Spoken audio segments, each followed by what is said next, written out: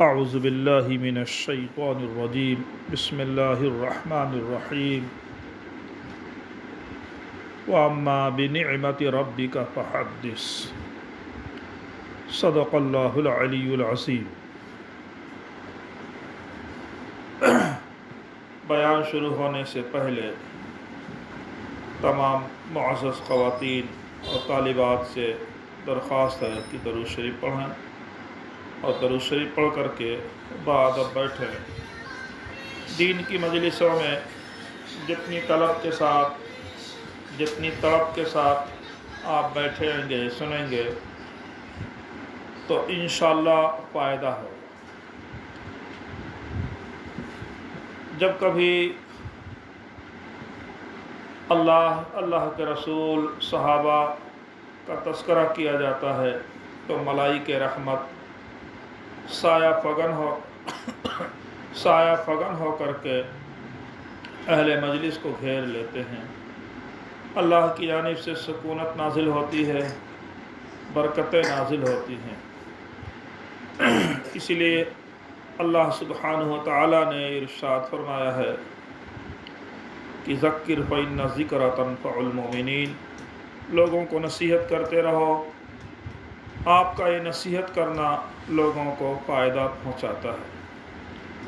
اس لیے میں آپ سے درخواست کرتا ہوں کہ باادب ہو کر کے بیٹھیں، احترام کے ساتھ بیٹھیں۔ بات سمجھ میں آئے تو الحمدللہ، اگر بات سمجھ میں نہ آئے تو بھی تواضع اور انکساری کے ساتھ بیٹھیں۔ انشاءاللہ یہ آواز سمجھ میں آئے گی، اگر سمجھ میں نہ بھی آئے تو انشاءاللہ خلوص نیت کے ساتھ بیٹھنے کی وجہ سے اللہ سبحانہ وتعالی برکت عطا فرمائیں گے۔ حدیث شریف میں ہے، جس کی روایت امام بخاری رحمۃ اللہ علیہ نے کی ہے، کہ نبی علیہ الصلوۃ والسلام کا مسجد میں بیان ہو رہا تھا۔ 3 طرح کے لوگ آئے، مسجد کے گیٹ پر پہنچے تو انہوں نے سوچا کہ مسجد میں بیان ہو رہا ہے، ہمیں بھی چلنا چاہیے۔ چنانچہ وہ تینوں مسجد تک آئے تو ان میں سے 2 مسجد کے اندر آ گئے، مجمع کے اندر آ گئے، اور ایک چلا گیا، مسجد کے باہر سے چلا گیا۔ نبی کریم صلی اللہ علیہ وسلم نے ان تینوں کی کیفیات کو دیکھا۔ دیکھنے کے بعد صحابہ سے عرض کیا کہ یہ 3 آنے والوں کے بارے میں تمہیں بتاؤں۔ ان میں سے ایک مجمع میں آیا اور قریب کی جگہ دیکھا، اس نے جگہ حاصل کر لی اور قریب آ کر کے بیٹھ گیا۔ آوا فآواہ اللہ، اس نے پناہ ڈھونڈی تو اللہ تعالیٰ نے اس کو پناہ دے دی۔ اور ان میں سے ایک مجمع کے کنارے بیٹھ گیا، یہ سوچ کر کے کہ رسول اللہ صلی اللہ علیہ وسلم کی مجلس ہے اور اندر کیسے گھسوں، تو ادب کے تقاضے کی بنیاد پر جہاں جگہ ملی پیچھے ہی بیٹھ گیا۔ تو اللہ کے رسول صلی اللہ علیہ وسلم نے اس کے تعلق سے فرمایا کہ اس نے شرم کی، تو اللہ تعالیٰ نے بھی حیا کے ساتھ، شرم کے ساتھ اس کی مغفرت کر دی۔ بہرحال ایک وہ شخص جو مجمع میں نہیں گھسا اور چلا گیا، اعرض فاعرض اللہ، اس نے اعراض کیا تو اللہ تعالیٰ نے بھی اس سے اعراض کیا، منہ موڑ لیا۔ تو معزز بہنوں اور معلمات اور طالبات، ہم غور کریں کہ دین کی مجلسوں کو یہ 3 طرح کے لوگ عام طور پر میسر ہوتے ہیں۔ ایک وہ جو دلچسپی لیتے ہیں، تو ان کی دلچسپی لینے کی وجہ سے اللہ سبحانہ وتعالی ان کو اپنی پناہ میں لے لیتے ہیں اور مغفرت فرما دیتے ہیں۔ اور ایک وہ لوگ ہوتے ہیں جو شرما حضوری کے اندر، یعنی فلاں محنت کر رہے ہیں، ہم کو بھی کرنا چاہیے، فلاں کوشش کرتے ہیں، ہم کو بھی کوشش کرنی چاہیے۔ تو اس طرح شرما حضوری کے اندر بھی اگر کر لیتے ہیں تو یہ بھی غنیمت ہے۔ अल्लाह सुब्हानहु व तआला ऐसे लोगों को भी पनाह दे देते हैं, ऐसे लोगों को अल्लाह सुब्हानहु व तआला जन्नत में जगह दे देते हैं। लेकिन तीसरा शख्स जो था उसने एराज़ किया, दीनी मजलिस को देखकर, अपनी आँखों से देख करके कि रसूलुल्लाह सल्लल्लाहु अलैहि वसल्लम का बयान हो रहा है, सहाबे कराम तशरीफ़ फरमा है और मस्जिद नबवी है, इसके बावजूद वो उस मजलिस में शरीक नहीं हुआ, अपनी आँखों से देख करके भी चला गया। तो उसके बारे में नबी अलैहिस्सलाम ने फरमाया कि आरज़ा फ़अरज़हुल्लाह, उसने दीनी मजलिस से एराज़ किया तो अल्लाह सुब्हानहु व तआला भी उससे मुँह मोड़ लिए, उससे नाराज़ हो गए। तो इसका मतलब ये है कि जब हमें मालूम हो कि कोई दीनी मजलिस मुनाक़िद हुई है, फ़ज़ाइल की मजलिस मुनाक़िद हुई है, मसले मसाइल की मजलिस मुनाक़िद हुई है, दीनी मदरसे का प्रोग्राम है, तो इसमें शरीक होना चाहिए। जो लोग दिलचस्पी से शरीक होंगे उनको अल्लाह ताला पनाह देंगे, और जो लोग कम से कम शर्मा हुजूरी के अंदर कि हमारे हाफिज़ साहब का मदरसा है, हमारे मौलवी साहब का मदरसा है, हमारे मोहल्ले का मदरसा है, हमको हाज़िर होना चाहिए, ज़रूर हाज़िर होना चाहिए, उतनी दिलचस्पी ना होने के बावजूद महज हया की वजह से अल्लाह ताला हया के साथ भी उसकी मग़फ़िरत कर देते हैं। तो इसका ख़याल करना चाहिए कि दीनी मजलिसों के अंदर शरीक होना चाहिए।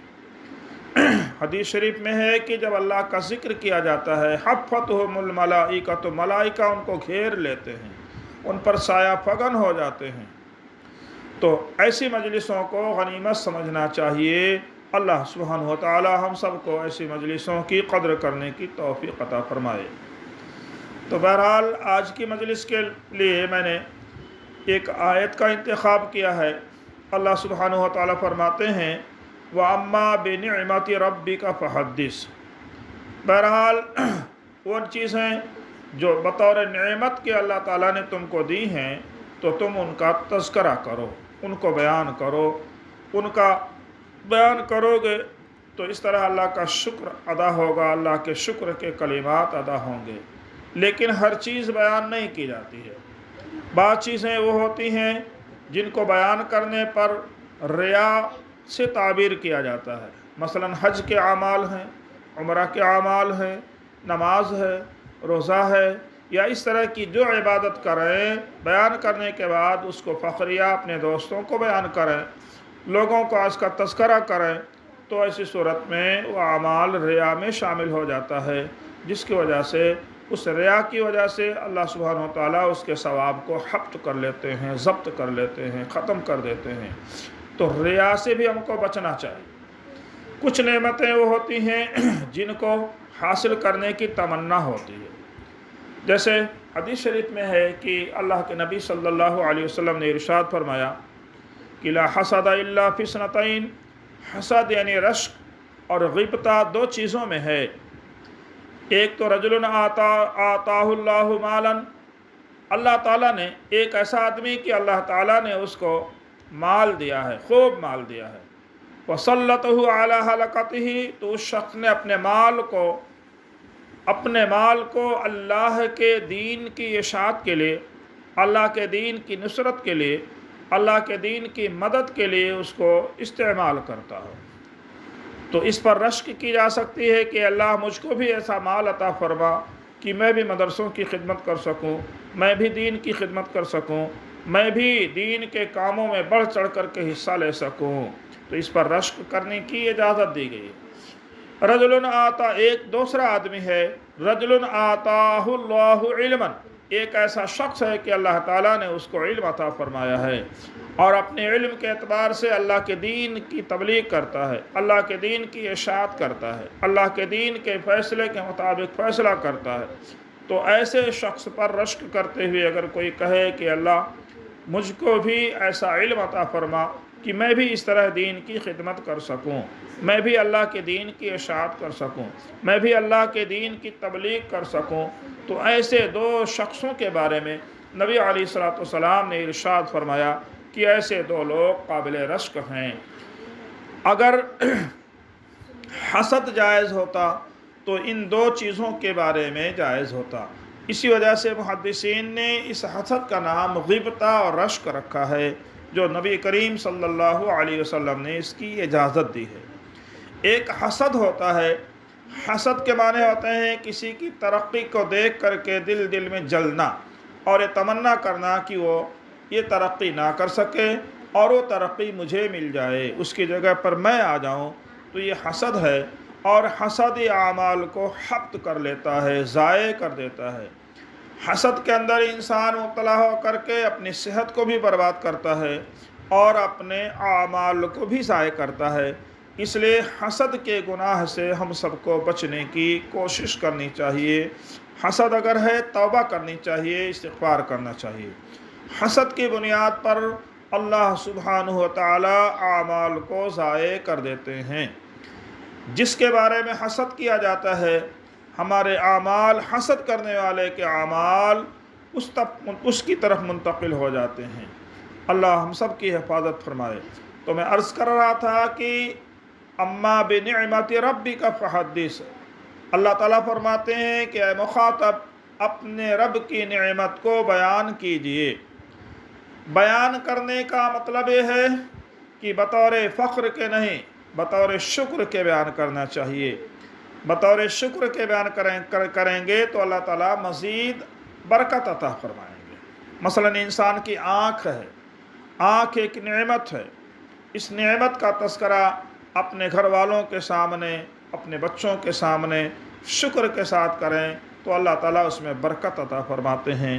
اور اگر فخر کے ساتھ کریں گے، دکھاوے کے ریا کے طور پر کریں گے کہ یہ میری آنکھ ہے جو ہر وقت ماشاءاللہ کہے بغیر اچھی رہتی ہے، اور تو اللہ تعالیٰ اس نعمت کو چھین بھی سکتے ہیں۔ اللہ تعالیٰ فرماتے ہیں لئن شکرتم لازیدنکم، اگر تم شکر ادا کرو تو ہم مزید اضافہ کریں گے۔ تو جو نعمتیں ہم کو ملی ہوئی ہیں ان کو اگر ہم شکر کے ساتھ اللہ کا ذکر کریں، اس کی طرف سے اس کا حق ادا کریں تو اللہ سبحانہ و تعالیٰ اس میں مزید برکت عطا فرمائیں گے۔ 3 بندے ایسے ہیں، حدیث شریف میں ہے کہ 3 بندوں کو اللہ تعالیٰ نے آزمائش میں مبتلا کیا۔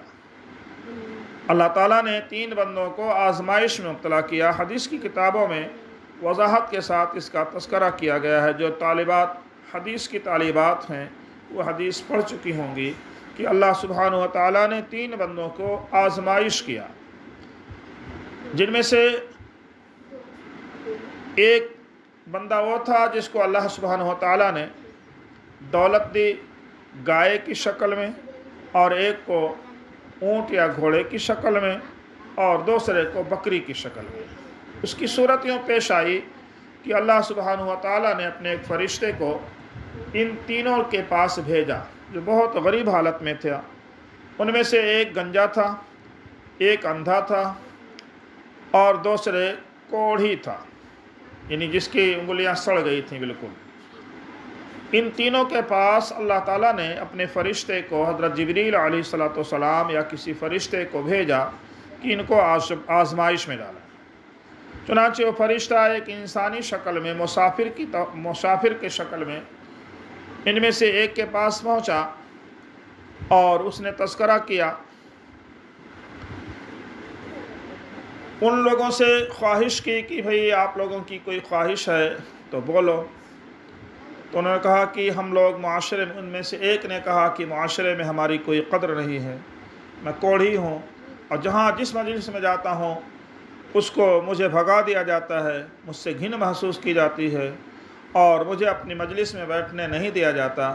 آپ میرے لیے دعا کر دیجئے، آپ میرے لیے دعا کر دیجئے کہ میں اس مرض سے اچھا ہو جاؤں۔ چنانچہ اس فرشتے نے، جو ایک بزرگ کی شکل میں، مسافر بزرگ کی شکل میں گیا ہوا تھا، اپنے ہاتھ کو اس کے ہاتھوں پر پھیر دیا اور وہ کوڑھی انسان اچھا ہو گیا۔ اس فرشتے نے کہا جو ایک مسافر بزرگ کی شکل میں ہے کہ بولو کہ تمہاری کوئی خواہش ہے؟ تو انہوں نے کہا کہ دعا کیجئے کہ اللہ سبحانہ و تعالیٰ مجھ کو مالدار بنا دے۔ تو مالدار بنانے کے لیے فرشتے نے دعا کی تو اسباب کے طور پر سے کہا کون سا جانور پسند کرو گے؟ اس نے کہا کہ اونٹ کو یا گائے کو، دونوں روایتیں ہیں۔ تو اس نے گائے کو پسند کر لیا۔ پھر وہ فرشتہ چلا گیا۔ پھر دوسرے علاقے میں گیا تو ایک گنجے کے پاس گیا، گنجا وہ جس کے سر پر بال نہیں ہوتا ہے، تو اس سے کہا کیا حالت ہے؟ تو اس نے اپنی ایک کیفیت بتائی کہ معاشرے کے اندر مجھے عزت کی نگاہ سے نہیں دیکھا جاتا ہے، مجھے جس مجمع میں جاتا ہوں مجھے ذلیل کیا جاتا ہے، بھگا دیا جاتا ہے، میں چاہتا ہوں کہ معاشرے میں مجھے عزت مل جائے، اور عزت کا سبب یہ ہے کہ میرے بال اچھے ہو جائیں۔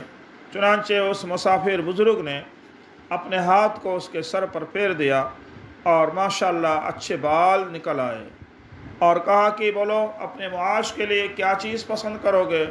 تو اس نے کہا کہ اونٹ کو یا ایک ہی گائے کو، دونوں روایتیں ہیں۔ چنانچہ اس بزرگ فرشتے نے دعا کر دی اور اس کو وہ چیز میسر ہو گئی۔ پھر ایک اندھے کے پاس وہ آیا، آنے کے بعد کہا کیسی گزر رہی ہے؟ تو اس نے کہا کہ الحمدللہ جس حالت میں بھی اچھا ہوں، البتہ ایک چیز ہے جو اللہ کی ایک نعمت ہے، نہ ہونے کی وجہ سے کبھی کبھی اللہ کی عبادت میں کوتاہی ہو جاتی ہے۔ سارا معاملہ اس نے اللہ کے سپرد کر دیا اور الحمدللہ بہت اچھا ہوں۔ البتہ دعا کیجئے کہ آنکھ کی نعمت اگر مل جائے تو اللہ کی عبادت میں اور اضافہ ہو جائے۔ فرشتے نے اپنا ہاتھ اس کی آنکھوں پر پھیرا اور آنکھیں اس کی درست ہو گئیں۔ اور اس بزرگ فرشتے نے کہا کہ اپنے معاش کے لیے کیا پسند کرو گے؟ اس نے کہا کہ اگر اللہ سے دعا کریں کہ اللہ تعالیٰ مجھے کچھ بکریاں دے دے تو اسی کے اندر میں اپنے گزر بسر کر لوں گا، اللہ کی عبادت کرتا رہوں گا۔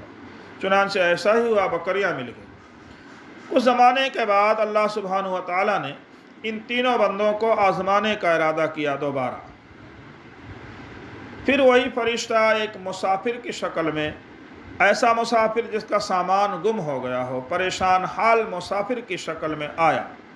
پہلے کے پاس آیا تو اس نے اپنی کیفیت بیان کی کہ میں مسافر آدمی ہوں، میری سواری گم ہو گئی ہے، چوری ہو گئی ہے، اور میں پیدل ہو گیا ہوں، اور میرے پاس خرچ کے بھی اسباب نہیں رہے، اللہ کے واسطے میری کچھ مدد کرو۔ پہلے شخص کے پاس آیا جو کوڑھی تھا، اللہ سبحانہ و تعالیٰ نے اس بزرگ فرشتے کی دعا سے بہت کچھ نوازا تھا۔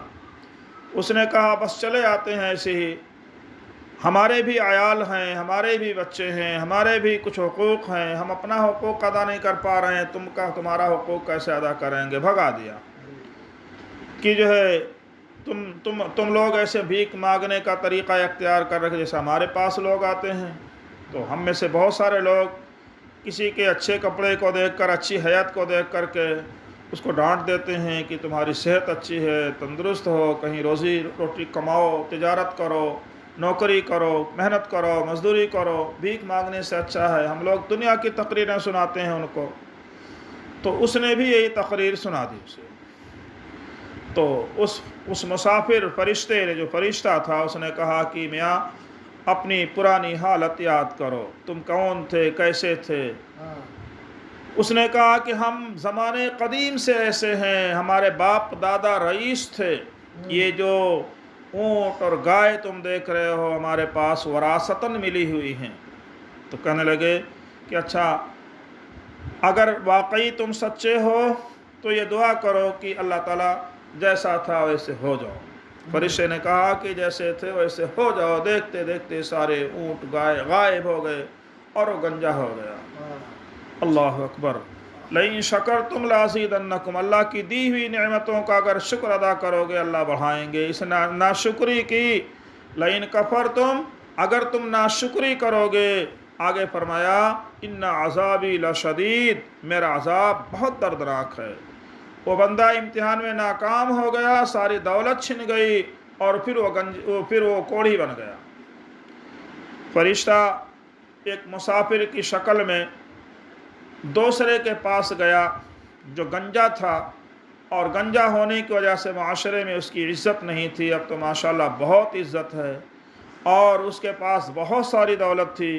اس مسافر فرشتے نے اس کے پاس عاجزی سے کہا کہ اللہ کے واسطے میری کچھ مدد کرو، میں پردیسی مسافر آدمی ہوں، میرا مال گم ہو گیا ہے، میری سواری کھو گئی ہے، میری کچھ مدد کرو، ایک اونٹ سواری کے لیے دے دو یا ایک گائے دے دو۔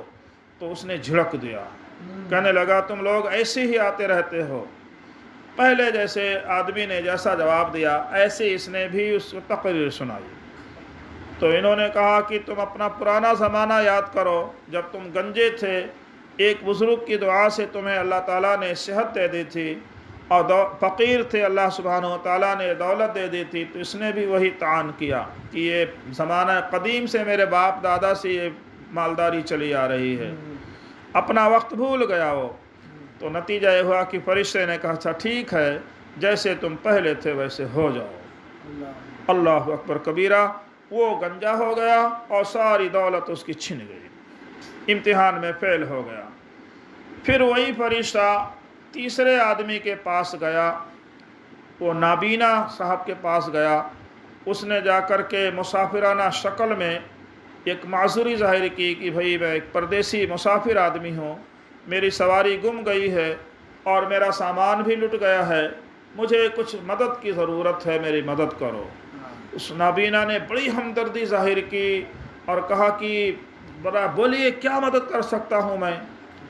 اللہ تعالیٰ کی نعمتوں سے میں پل رہا ہوں، میں پہلے خود ہی بتانا شروع کر دیا کہ میں ایسا تھا، اللہ تعالیٰ نے مجھے یہ نعمتیں دی ہیں، اور واقعہ بھی سنایا کہ ایک بزرگ آئے تھے، میں نابینا تھا، انہوں نے دعا کی اور ان کی دعاؤں کی برکت میں یہ سب کچھ ہوں، پہلے ہی بیان کرنا شروع کر دیا۔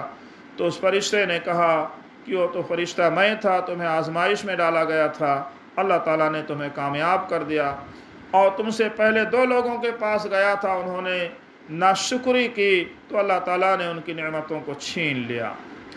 اس نابینا نے کہا کہ کیا چاہیے آپ کو؟ کتنی بکریاں چاہیے؟ جتنی بکریاں چاہیے لے جائیے، یہ تو سب اللہ کی دی ہوئی ہے، اور ایک فقیر نے دعا کی تھی۔ ساری نعمتوں کا اعتراف کر لیا۔ فرشتے نے کہا کہ بھئی میں مسافر نہیں ہوں، میں اللہ کا فرشتہ ہوں، تم لوگوں کو امتحان کے لیے بھیجا گیا تھا، تم امتحان میں کامیاب ہو گئے، الحمدللہ۔ جی، تو میرے معزز بہنوں اور بھائیوں، اللہ کی دی ہوئی نعمتوں کو اگر ہم استعمال کر رہے ہیں تو اپنی ذاتی محنت نہ سمجھیں، یہ نہ سمجھیں کہ میرا بیٹا کما رہا ہے، میرا شوہر کما رہا ہے، میرا بھائی کما رہا ہے، میں اپنے بلبوتے پر یہ کام کر رہا ہوں یا کر رہی ہوں۔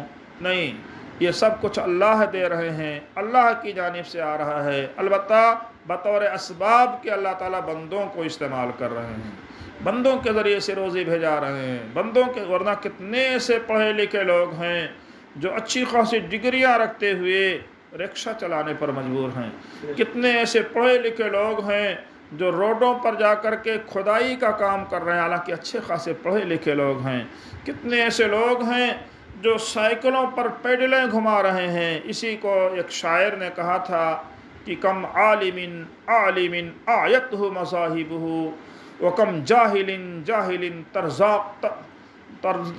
کم جاہل تلقاہ مرزوقا، کتنے ایسے عالم ہیں جن کے راستے نے ان کو تھکا کے رکھ دیا ہے، یہاں جانا وہاں جانا، ادھر گھومنا ادھر گھومنا، دن بھر تھک ہار کر آتے ہیں، کبھی مزدوری ملتی کبھی نہیں ملتی۔ کتنے ایسے لوگ ہیں، اور کتنے ایسے جاہل ہیں تلقاہ مرزوقا، کہ گھر بیٹھے ان کو روزی ملتی ہوئی ملے گی، تلقاہ مرزوقا کہ ان کو گھر بیٹھے روزی مل رہی ہے، کہیں چلنے کی ضرورت نہیں ہے۔ بعض اوقات تو صرف انگوٹھا لگانے والے لوگ دستخط بھی نہیں کر سکتے، وہ ارب پتی ہوتے ہیں۔ ہمارے ہاں جہاں میں پہلے خدمت کرتا تھا، نام نہیں لوں گا، غیبت ہو سکتی ہے، بطور عبرت کے مدرسہ چلاتے تھے، وہ بہت بڑے سینٹ تھے، ان کو جو ہے گننے کے لیے ہاتھ تھک جاتے تھے، مشینیں رکھتے تھے، لیکن دستخط نہیں کر سکتے تھے۔ تو ایسے سے لوگ بھی ہیں، اور کتنے پڑھے لکھے لوگ ہیں، عالم ہیں، جو بیچارے اپنی پوری یعنی خواہشات کی بھی پورا نہیں کر سکتے ہیں۔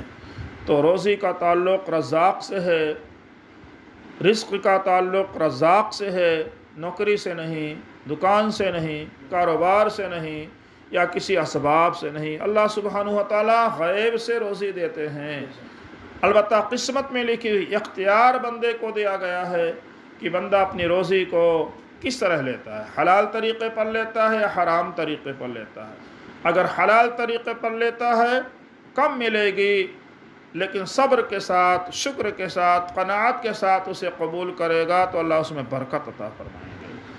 اگر وہ قناعت کے ساتھ نہیں لے گا، صبر کے ساتھ نہیں لے گا، شکر کے ساتھ نہیں لے گا تو اللہ تعالیٰ اس کی بڑی سے بڑی تنخواہ کو تنگ کر دیتے ہیں۔ کبھی ڈاکٹروں کے چکر میں، کبھی اور کسی چکر میں ساری دولت برباد ہو جاتی ہے، کوئی فائدہ نہیں ہوتا۔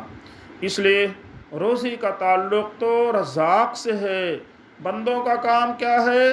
اللہ تعالیٰ فرماتے ہیں کہ وَمَا خَلَقْتُ الْجِنَّ وَالْإِنسَ إِلَّا لِيَعْبُدُونَ، ہم نے انسانوں کو اور جناتوں کو صرف اپنی عبادت کے لیے پیدا کیا ہے۔ تو کام ہم کو عبادت کا دیا گیا ہے، لیکن ہم عبادت کا کام چھوڑ کر کے اللہ والا کام خود کر رہے ہیں، خود خدا بنے ہوئے ہیں، خود رازق بنے ہوئے ہیں۔ تو جب ہم دوسروں کا کام چھین کر کے اپنے ذمے لیں گے تو نبھاؤ نہیں ہو پائے گا۔ جو ذمہ داری دی گئی وہ ذمہ داری پوری کریں گے تو اچھی طرح نبھا سکتے ہیں۔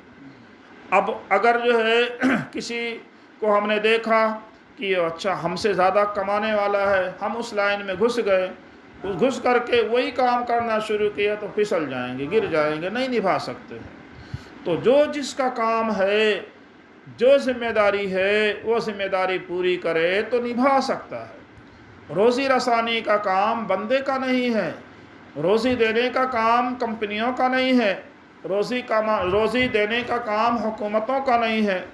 بظاہر نظر آتا ہے کہ یہ روزی دکان سے مل رہی ہے، یہ روزی کاروبار سے مل رہی ہے، یہ روزی نوکری سے مل رہی ہے، یہ روزی محنت سے مل رہی ہے، یہ روزی ہماری اپنی کاوشوں سے مل رہی ہے، یہ بظاہر نظر آتا ہے، لیکن ایسا نہیں ہے، ایسا حقیقت میں نہیں ہے۔ ورنہ آپ کی آنکھوں نے بھی دیکھا ہوگا، ہماری آنکھوں نے بھی دیکھا ہوگا، کتنے ایسے گھرانے ہیں کہ اپنے بچے کو اعلیٰ سے اعلیٰ ڈگری دلائے لیکن نوکری نہیں ملی، گھر میں بیٹھا ہوا ہے، چھوٹا کام کرنے کے لیے تیار نہیں، کچھ کاروبار کرنے کے لیے نہیں، بڑی نوکری کے چکر میں فقیر بنا گھوم رہا ہے، بڑی نوکری کے چکر میں فقیر بنا ہوا ہے، اور نتیجہ فقیر ہونے کی وجہ سے چوری پر آمادہ ہو جاتا ہے، کبھی بھائیوں، کبھی بہنوں، کبھی ماں، کبھی اپنی ماں کی پیٹیاں توڑ کر کے نکالتا پیسے۔ یہ کہاں سے نوبت آئی؟ یہ بڑی چیز کی لالچ میں چھوٹی چیزوں کو توجہ نہیں۔ حالانکہ روزی اللہ سبحانہ و تعالیٰ تدریج کے ساتھ اگر دیتے ہیں تو اس میں برکت ہوتی ہے۔ وہ لوگ جو اچانک ترقی کر جاتے ہیں وہ اپنے آپ کو قابو میں نہیں رکھ سکتے ہیں۔ نتیجہ یہ ہوتا ہے کہ وہ اپنی زندگی بھر کی خواہشات کو پوری کرنے کے چکر میں آتے ہیں، انہیں خواہشات میں ایسا ڈوب جاتے ہیں کہ وہ اللہ کو بھول جاتے ہیں۔ جب اللہ کو بھول جائیں گے، اللہ کے دین کو بھول جائیں گے تو شیطان کا لقمہ بننے کی وجہ سے جہنم کا ایندھن بن جائیں گے۔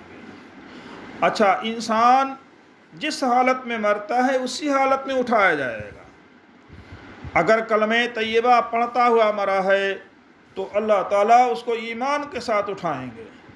اگر وہ گانا گاتے ہوئے یا کسی ننگی فلموں کو دیکھتے ہوئے، گندے پروگراموں کو دیکھتے ہوئے، شراب پیتے ہوئے، زنا کا ارتکاب کرتے ہوئے مرے گا تو اسی حالت میں اٹھایا جائے گا۔ اس لیے اپنے آخرت کے لیے، اپنے خاتمہ بالخیر کے لیے ہمیں کوششیں کرنی ہیں، اور خاتمہ بالخیر کے لیے کوششیں نہیں بلکہ تربیت حاصل کرنی پڑتی ہے۔ جب تربیت اپنا مزاج کو دین کے تابع کریں گے تو ہماری سوچ رسول اللہ کے تابع ہو جائے گی، ہماری فکریں رسول اللہ صلی اللہ علیہ وسلم کے دین کے تابع ہو جائیں گی، ہماری خواہشیں رسول اللہ صلی اللہ علیہ وسلم کے دین کے تابع ہو جائیں گی۔ لیکن اگر ہم اپنی خواہشات پر قابو نہیں کریں گے، دین کو اپنی خواہش کے مطابق کرنے کی کوشش کریں گے، دنیا کو اپنے خواہش کے مطابق حاصل کرنے کی کوشش کریں گے تو شیطان غالب آ جائے گا۔ اللہ کے رسول صلی اللہ علیہ وسلم نے بڑی پیاری بات ارشاد فرمائی ہے۔ اللہ کے رسول نے فرمایا کہ لا یؤمن احدکم حتی یکون ہواہ تبعا لما جئت بہ، تم میں سے کوئی اس وقت تک مومن نہیں ہو سکتا جبکہ اس کی خواہشات میرے لائے ہوئے دین کے تابع نہ ہو جائے، میرے لائے ہوئے دین کے مطابق کرنا چلے، اپنی خواہش کو استعمال نہ کرے میرے لائے ہوئے دین کے مطابق، اس وقت تک مومن نہیں ہو سکتا۔ اب ہم چاہتے ہیں کہ سارا کام ہماری خواہش کے مطابق ہو، ہماری آرزوؤں کے مطابق ہو۔ اگر یہ کہیں کہ نہیں، گھر کا نظام رسول اللہ صلی اللہ علیہ وسلم کی سنت کے مطابق چلائیں گے، کھانا رسول اللہ کی سنت کے مطابق کھائیں گے، اپنا سونا رسول اللہ صلی اللہ علیہ وسلم کے سنتوں کے مطابق کریں گے، اپنے بچوں کی تربیت رسول اللہ صلی اللہ علیہ وسلم کے خواہشوں یعنی دین کے مطابق کریں گے، اپنی روزی رسول اللہ صلی اللہ علیہ وسلم کے طریقے کے مطابق حاصل کریں گے، اپنی قضائے حاجت، حالانکہ انسان کی اپنی ضرورت ہے، استنجا کرنا جسے کہتا ہوں میں، استنجا بھی رسول اللہ صلی اللہ علیہ وسلم کے بتائے ہوئے طریقے کے مطابق کریں گے تو یہ ساری چیزیں عبادت میں شامل ہوں گی۔ اگر نہیں اپنی خواہشات آ گئیں تو آپ اپنی خواہشات کے مطابق نماز پڑھیں گے تو نماز نہیں، اپنی خواہش کے مطابق حج کریں گے تو حج نہیں، اپنی خواہش کے مطابق روزہ رکھیں گے روزہ نہیں، اپنی چاہت کے مطابق جو ہے تراویح پڑھیں گے تراویح نہیں، اپنی چاہت کے مطابق کوئی بھی عبادت کریں گے تو عبادت شمار نہیں ہوگی۔ عبادت اسی وقت شمار ہوگی جب رسول اللہ صلی اللہ علیہ وسلم کا طریقہ اور اللہ کی رضا کے لیے کیا جائے۔ ہم لوگ بعض اوقات یہ چاہتے ہیں کہ دین کو اپنی خواہشوں کے مطابق کر لیا جائے، جیسے ابھی یہ 10 محرم الحرام کی جو تاریخ آئی ہے، اس تعلق سے میں آپ کو سمجھانے کی کوشش کرتا ہوں کہ خواہشات کس چیز کا نام ہے اور رسول اللہ صلی اللہ علیہ وسلم کا طریقہ کس چیز کا نام ہے۔ ہم نے دیکھا کہ لوگ حضرت حسین رضی اللہ تعالی عنہ کے روح کو ثواب پہنچانے کے بجائے پانی شربت پہنچا رہے ہیں۔ ان کی خواہش کیا ہے؟ جیسے ہندو گھرانوں کے اندر کوئی مر جاتا ہے تو ان کے تیسرے دن کچھ کھانا پنا کر کے کچھ لے جا کر رکھ دیتے ہیں میدان کے باہر، اور کتے بلی آ کر اسے کھاتے ہیں، تو وہ کہتے ہیں کہ ان کی روح تڑپ رہی ہے، بھوکی ہے، ان کتے بلی کو کھانے کی وجہ سے یہ خود آ کر کھاتے ہیں تو ان کو تسلی ہوتی ہے۔ یہ عقیدہ ہمارے مسلمانوں کے اندر، مجھے معاف کیجئے، سنی مسلمانوں کے اندر شیعوں کے طریقے آ گئے، ہندوؤں کے طریقے آ گئے، اور 10 محرم الحرام کو بجائے اس کے کہ اسوہ رسول کے مطابق رسول اللہ صلی اللہ علیہ وسلم کے طریقے کے مطابق روزہ رکھتے، اس دن بریانی تقسیم کرتے ہیں، دوپہر میں شربت تقسیم کرتے ہیں، مٹھائیاں تقسیم کرتے ہیں۔ یہ چیزیں یہ ماتم کی نہیں ہوتی ہیں، یہ چیزیں خوشی کی ہوتی ہیں۔ اور ایسے عاشور کے موقع پر حضرت حسین رضی اللہ تعالیٰ عنہ کی شہادت تو اتفاقی حادثہ تھا، کسی اتفاقی حادثہ کی وجہ سے شریعتیں نے بدلتی ہیں، کسی اتفاقی حادثہ کی وجہ سے عید کا دن ماتم کا دن نہیں بنتا ہے۔ اس سے پہلے بھی میں کئی جگہ بیان کر چکا کہ عاشورہ کا دن یہ ماتم کا دن نہیں بلکہ عید کا دن ہے، خوشی کا دن ہے۔ اس میں کئی پیغمبروں کو مختلف قسم کے معجزات اور انعامات دیے گئے تھے، جس کی خوشی کے اندر وہ روزہ رکھتے تھے۔ یہ شکرانے کا روزہ رکھا جاتا ہے۔ لوگ سمجھتے ہیں کہ حضرت حسین کی وجہ سے ہم روزہ رکھ رہے ہیں، تاریخیں مسخ کی جا رہی ہیں، بدلی جا رہی ہیں، اتنے غم کے اثرات ڈال دیے سنی مسلمانوں میں کہ حقیقت خرافات بن گئی۔ اس لیے میری معزز بہنوں، جب اس طرح کے ایام آئیں تو اپنی خواہشات کو رسول اللہ کے دین کی خواہشات کے مطابق، دین کے تقاضے کے مطابق ڈھالنا، یہ دین ہے۔ اب رسول اللہ صلی اللہ علیہ وسلم کا طریقہ کیا تھا؟ کسی حادثے کے موقع پر سیدنا حسین رضی اللہ تعالیٰ عنہ سے کافی دنوں پہلے غزوہ احد میں حضرت سیدنا حمزہ رضی اللہ تعالیٰ عنہ کو شہید کیا گیا، اور شہید نہ صرف شہید کیا گیا بلکہ ان کے جسم مبارک کا مسلح بنایا گیا، ناک کاٹے گئے، کان کاٹے گئے، آنکھیں نکالی گئیں، کلیجہ نکالا گیا، ہاتھ پیر کاٹ دیے گئے۔ اسے لاش کو دیکھ کر کے رسول اللہ صلی اللہ علیہ وسلم کی آنکھوں میں آنسو آ گئے۔ کسی کی شہادت پر آپ نہیں روئے، لیکن حمزہ کی شہادت پر آپ کی آنکھوں میں آنسو آئے، لیکن اس کے باوجود آپ نے غم منانے کے لیے، ماتم کرنے کے لیے اس طرح سبیلیں لگوائیں، اس طرح جلوس نکلوائے، اس طرح کالے کپڑے، نہیں، کئی سال تک. اب دیکھ لیجئے کہ سن 2 ہجری کے اندر غزوہ احد پیش آیا اور 11 ہجری کے اندر رسول اللہ صلی اللہ علیہ وسلم کی وفات ہوئی. اب یہ تقریباً 9 سال تک حضرت حمزہ رضی اللہ تعالیٰ عنہ کی شہادت کا دن آیا، لیکن آپ نے کوئی ماتم کا دن نہیں منایا. حضرت ابو بکر صدیق تو اپنی فطری وفات پائے. ابو بکر صدیق کے بعد سیدنا عمر رضی اللہ تعالیٰ عنہ کو شہید کیا گیا، نماز کی حالت میں شہید کیا گیا. خلفائے راشدین کا زمانہ ہے، لیکن انہوں نے بھی کوئی ایسا اہتمام نہیں کیا. سیدنا عثمان رضی اللہ تعالیٰ عنہ رسول اللہ صلی اللہ علیہ وسلم کے داماد نے، ڈبل داماد ہیں، ذو النورین ہیں. آپ کی 2 بیٹیاں ابو بکر حضرت عثمان رضی اللہ تعالیٰ عنہ کو نکاح میں آئیں، لیکن اس کے باوجود ان کی شہادت کے بعد، اور شہادت 40 دن تک محاصرہ کیا گیا، آپ کی تلاوت کی حالت میں آپ کو شہید کیا گیا. آپ کے جنازے پر پھول کے بجائے پتھر برسائے گئے. رات کی تاریکی کے اندر حضرت عثمان رضی اللہ تعالیٰ عنہ کو دفن کیا گیا، اتنی مظلومیت کے ساتھ کہ آنکھوں سے آنسو آ جاتے ہیں. لیکن اس کے باوجود صحابہ کرام نے ان کی شہادت کا دن نہیں منایا. کافی زمانے کے بعد، 60 سال کے بعد غالباً حضرت حسین رضی اللہ تعالیٰ عنہ کی شہادت کا واقعہ پیش آیا، جو واقعی دردناک ہے. چونکہ ہم اہل سنت والجماعت کے ایمان کا تقاضا ہے، بلکہ ایمان کا جز ہے کہ حضرت حسین سے محبت کی جائے. اس محبت کا مطلب یہ نہیں کہ شریعت کو ختم کر دیا جائے. اب یہاں دیکھیں، اپنے دین کو شریعت کے مطابق کرنا، اپنے جذبات کو شریعت کے مطابق کرنا، اپنے حالات کو شریعت کے مطابق کرنا، اپنی خواہشات کو شریعت کے مطابق کرنا ہے. باوجود محبت کے ہم 3 دن سے زیادہ سوگ نہیں کر سکتے. ہاں، ان عورتوں کے لیے جن کے شوہروں کا انتقال ہو جائے، 4 مہینہ 10 دن تک سوگ کرنے کا ان کو حق دیا گیا ہے. بقیہ کسی مسلمان کے لیے 3 دن سے زیادہ کا سوگ کرنا جائز نہیں. حالانکہ محبت ہے حسین رضی اللہ تعالیٰ عنہ سے، لیکن ہم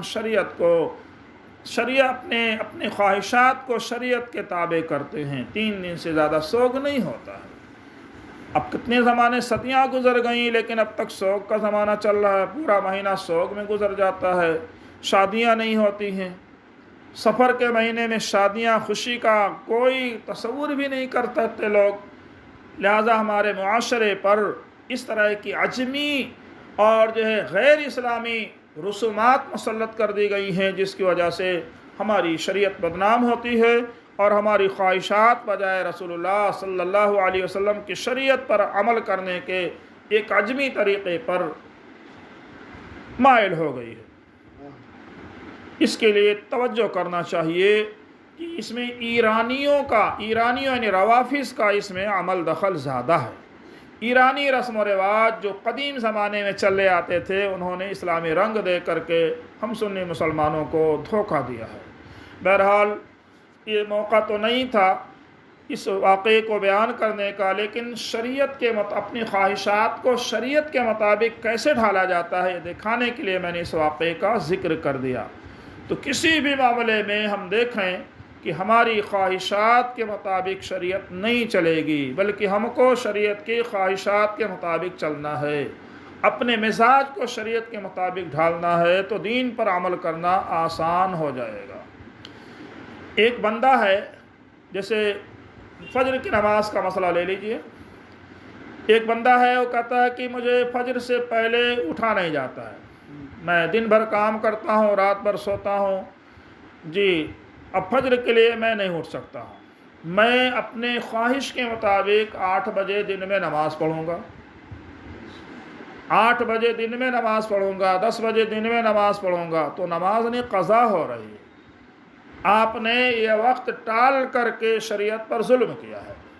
ہاں، یہ عذر پیش کیجئے کہ آنکھ نہیں کھل پاتی ہے، میں نماز کے لیے سست ہوں، کاہل ہوں، دعا کیجیے۔ لیکن جھٹائی کے ساتھ کوئی کہے نہیں میں 8 بجے نماز پڑھوں گا، تو یہ شریعت کے اندر مداخلت ہے۔ اپنے ذہن کو، اپنے مزاج کو، اپنی خواہش کو شریعت کے مطابق ڈھالنا یہ ایمان ہے، اور ایمان کو، شریعت کے احکام کو اپنے مزاج کے مطابق انجام دینا یہ شریعت نہیں ہے، یہ شوق ہے، یہ خواہش ہے۔ اس لیے ہم کوشش کریں کہ اپنے جذبات کو رسول اللہ صلی اللہ علیہ وسلم کے شریعت کے مطابق ڈھالنے کی کوشش کریں۔ اللہ تعالی ہم سب کو توفیق عطا فرمائے۔ اور ایک بات اور عرض کرنی ہے کہ غمی کے موقع پر یا خوشی کے موقع پر ہر حال میں شریعت کے دامن کو نہیں چھوڑنا چاہیے۔ ایک صحابیہ ہیں، ان کے بھائی کا، ان کے شوہر، ان کے بیٹے کا انتقال ہو گیا، ایک غزوے میں شہید ہو گئے، اور عرب کا ماحول یہ تھا کہ بیٹے کا یا کسی کا انتقال ہو تو سر کی اوڑھنیاں اتر جاتی ہیں، بال نوچنا شروع کر زمانے جاہلیت میں، اور پوری نوحہ کرتے ہوئے روتے ہوئے جایا کرتی تھیں۔ تو یہ خاتون جن کا نام ام خلاد ہے، وہ اپنے بیٹے کے جنازے کو دیکھنے کے لیے جا رہے ہیں، ڈھونڈنے کے لیے۔ صحابہ کرام میں سے کسی نے کہا کہ کہاں جا رہی ہو؟ تو انہوں نے کہا میرے بیٹے کی خبرگیری کے لیے، تمہارا بیٹا شہید ہو گیا تمہارا بیٹا، اس کے باوجود تم منقبتاً، تم نقاب کے اندر جا رہی ہو، نقاب اوڑھ کر جا رہی ہو اپنے شہید بیٹے کو دیکھنے کے لیے۔ عورتیں تو بال نوچتے ہوئے اور کپڑے یعنی بے پردگی کا اہتمام کرتے ہوئے جایا کرتی ہیں۔ تو انہوں نے کہا فقدت ابنی، میں نے اپنے بیٹے کو کھویا ہے، ما فقدت الحیا، حیا کو نہیں کھویا ہے، حیا کو نہیں کھویا ہے۔ بیٹا چلا گیا، شہید ہوا، اس پر صبر کر لیں گے، لیکن حیا کو نہیں کھو سکتے۔ ہمارے گھروں کے اندر اگر کسی کا انتقال ہو جائے تو پردے کا اہتمام نہیں رہتا، پردے کا اہتمام نہیں ہو پاتا ہے۔ ہم نے اپنے ماں کو کھویا، باپ کو کھویا، بہن کو کھویا، شوہر کو کھویا، بیوی کو کھویا، لیکن اس کے ساتھ ساتھ اپنی حیا کو بھی کھو دے رہے ہیں۔ یہ نقصان کا سودا ہو رہا ہے۔ پردے کا اہتمام ہونا چاہیے، غمی کا موقع ہو یا خوشی کا موقع ہو۔ اگر اس کا اہتمام کریں گے تو اس شریعت کے تابع ہونے کی وجہ سے اللہ سبحانہ و تعالی ایمان کی حلاوت عطا فرمائیں گے، ایمان کی حلاوت عطا فرمائیں گے۔ نبی علیہ الصلوۃ والسلام نے ارشاد فرمایا کہ جو شخص اس بات کو ناپسند کرتا ہو کہ آگ میں، یعنی آگ میں جیسے آدمی ناپسند کرتا ہے کہ آگ میں جلنے کو ناپسند کرتا ہے، ایسے ہی دین میں آنے کے بعد بے دینی کو ناپسند کرے، دین میں آنے کے بعد کفر کو ناپسند کرے، ایسے ہی تو اس کو اللہ سبحانہ و تعالی حلاوت ایمان عطا فرمائیں گے، ایمان کی چاشنی عطا فرمائیں گے، ایمان کی لذت عطا فرمائیں گے۔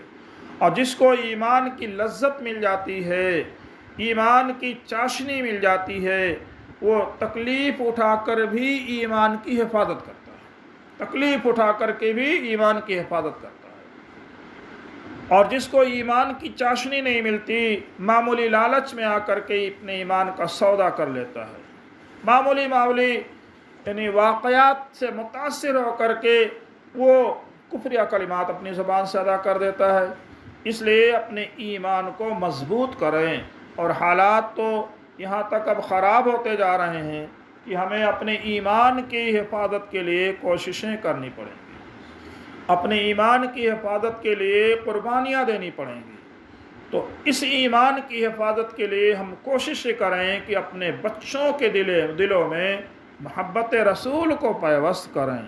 حضرت علی رضی اللہ تعالیٰ عنہ فرماتے ہیں کہ اپنے بچوں کو محبت رسول سکھاؤ، علموا اولادکم محبت الرسول، تم اپنے بچوں کو رسول اللہ صلی اللہ علیہ وسلم کی محبت سکھاؤ۔ رسول اللہ صلی اللہ علیہ وسلم کی جب محبت دل میں آ جائے گی تو اللہ کی محبت دل میں آئے گی، اور اللہ اس کے رسول کی جب محبت دل میں آئے گی تو ہر کام جو شریعت کا ہے اس پر عمل کرنا آسان ہو جائے گا۔ اس کو قرآن کریم کے اندر اس طرح بیان کیا گیا ہے، ان الصلاۃ، بے شک نماز، لکبیرۃ، نماز بڑی ہے، الا علی الخاشعین، مگر ڈرنے والوں کے لیے بڑی نہیں، یعنی نماز کا پڑھنا بہت مشکل کام ہے، نماز کا پڑھنا مشکل کام ہے، الا علی الخاشعین، مگر اللہ کا خوف رکھنے والوں کے لیے مشکل کام نہیں، آسانی سے پڑھ سکتے ہیں۔ سردی کا موسم ہے، گرمی کا موسم ہے، نماز پڑھنی ہے تو طبیعت کے اندر بوجھ محسوس ہوتا ہے کہ نماز نہ ہوتی تو اچھا تھا، یا تھوڑی تاخیر کر دیں تو اچھا ہے، تھوڑا سو جائیں تو اچھا ہے۔ لیکن جو اللہ والے ہوتے ہیں اللہ اکبر کی آواز سنتے ہی اٹھ کر بیٹھ جاتے ہیں فوراً۔ ان کو خوف ہے کہ اگر میں مسجد میں نہیں گیا تو میری جماعت فوت ہو جائے گی، اگر مسجد میں نہیں گیا تو جماعت فوت ہو جانے کی وجہ سے 27 گنا نماز یعنی ثواب سے محرومی ہو جائے گی، حالانکہ گھر میں بھی نماز ہو سکتی ہے، لیکن گھر میں نماز پڑھیں گے تنہا ایک نماز کا ثواب ملے گا۔ مردوں کے لیے مسجد میں جا کر کے جماعت سے نماز پڑھنے پر 27 گنا اضافہ ہو جاتا ہے۔ آپ خواتین کہیں گے کہ ہم کو مسجد میں جانے کی اجازت کیوں نہیں دی گئی، ہم تو 27 گنا نماز فضائل سے محروم ہو گئے؟ نہیں، اپنی خواہش کو شریعت کے تابع کرنے کا نام دین ہے۔ جب رسول اللہ صلی اللہ علیہ وسلم نے عورتوں کے لیے گھر میں اور گھر کے اندر کمرے میں نماز پڑھنے کو مسجد نبوی میں نماز پڑھنے سے افضل قرار دیا ہے تو یہ تو ہماری چھوٹی سی مسجد ہے، مسجد نبوی میں 50 گنا نماز کا ثواب ملتا ہے، لیکن اس کے باوجود نبی علیہ السلام نے اپنے صحابیات سے فرمایا کہ تمہارے گھروں میں نماز پڑھنا تمہارے محلے کی مسجد میں نماز پڑھنے سے بہتر ہے، اور تمہارا محلے کی مسجد میں نماز پڑھنا جامع مسجد میں نماز پڑھنے سے بہتر ہے، اور تمہارا جامع مسجد میں نماز پڑھنے سے بہتر ہے کہ تم شہر کی بڑی مسجد میں نہیں، مسجد نبوی میں نماز پڑھو۔ تو اس لیے شریعت کو اپنے خواہش کے مطابق نہیں لانا ہے، بلکہ اپنے کو شریعت کے مطابق ڈھالنا ہے۔ یہ اسی وقت ہوگا جب تربیت حاصل کی جائے۔ الحمدللہ دینی مدارس کے اندر کوششیں چل رہی ہیں کہ کسی طرح ان کو دینی تعلیم سے جب آراستہ کریں تو اللہ کو، اللہ کے رسول کو پہچاننے والیاں بن جائیں گی، اور جو خواتین اللہ اور اس کے رسول کو پہچان لیں گی تو دین پر عمل کرنا ان کے لیے آسان ہو جائے گا، نمازیں بھی آسان ہو جائیں گی، روزہ بھی آسان ہو جائے گا، حجاب کرنا بھی آسان ہوگا، سچ بولنا بھی آسان ہوگا، جھوٹ سے بچنا بھی آسان ہوگا، دھوکہ دہی سے بچنا بھی آسان ہوگا، رشوت خوری سے بچنا بھی آسان ہو جائے گا، اور سود خوری سے بچنا بھی آسان ہو جائے گا۔ تو غرض ہے کہ جب دین آئے گا اپنی زندگی کے اندر تو اللہ کی نصرت آئے گی، اللہ کی مدد آئے گی، اللہ تعالیٰ کی جانب سے طمانینت آئے گی، اللہ سبحانہ و تعالیٰ کی جانب سے تقوی آئے گا۔ یہی ساری نعمتیں ہیں۔ لوگ سمجھتے ہیں کہ دنیاوی اعتبار سے ہم صاحب جائیداد ہو جائیں، صاحب مکان ہو جائیں، گاڑی والے ہو جائیں، فلیٹ والے ہو جائیں تو ہم کامیاب ہیں، حالانکہ ایسی بات نہیں ہے۔ کامیابی اللہ سبحانہ و تعالیٰ نے دنیا کے اندر دنیاوی چیزوں میں کامیابی کو کامیابی نہیں قرار دیا ہے، بلکہ دین کے اندر کامیابی کو کامیابی قرار دیا ہے۔ اللہ تعالیٰ فرماتے ہیں قد افلح من تزکیٰ، جس نے اپنے نفس کو پاک کر لیا وہ کامیاب ہو گیا، کامیاب ہو گیا۔ اور سورہ عصر کے اندر تو آپ نے وضاحت کے ساتھ پڑھ لیا، اللہ تعالیٰ فرماتے ہیں والعصر ان الانسان لفی خسر، قسم ہے زمانے کی، سارے کے سارے انسان گھاٹے کے اندر ہیں، خسارے کے اندر ہیں۔ اس میں سے اللہ کے ذریعے سے اللہ سبحانہ و تعالیٰ نے کچھ لوگوں کو نکال لیا ہے، ان انسانوں میں سے کچھ لوگوں کو نکال لیا ہے۔ آج کی مجلس میں ہم دیکھیں کہ ہم ان میں سے ہیں کہ نہیں ہیں، الا الذین آمنوا، مگر وہ لوگ جو ایمان لائے۔ الحمدللہ ہم لوگ ایمان والے ہیں تو خسارے سے تو بچ گئے۔ ایک چیز پائی گئی کہ ایمان والے ہیں۔ ایمان لانے کے بعد الا الذین آمنوا وعملوا الصالحات، ایمان لانے کے بعد انہوں نے صالحات کا کام کیا۔ صالحات کیا ہے؟ نیک کام، نماز، روزہ، صدقہ، خیرات، ساری ایمانیات کی چیزیں اس میں آ گئیں۔ نیک کام کرتے رہے۔ اچھا، ایمان کے ساتھ وعامل الصالحات دو چیزیں اور رکھی گئی ہیں، وہ دو چیزیں سیکھنا یہ مدرسے کی ذمہ داری میں سے ہے، ہر ایمان والے کی ذمہ داری میں سے۔